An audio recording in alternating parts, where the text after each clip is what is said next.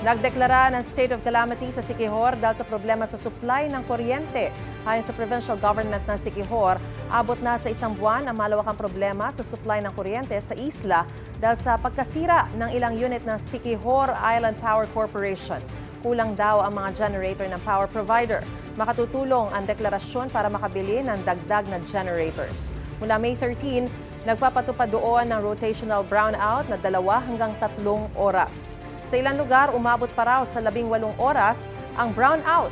Bukod sa maraming residente, epektado na rin ito ang mga tanggapan ng lokal na pamahalaan at mga negosyo. Gusto mo bang mauna sa mga balita? Mag-subscribe na sa GMA Integrated News sa YouTube at tumutok sa unang balita.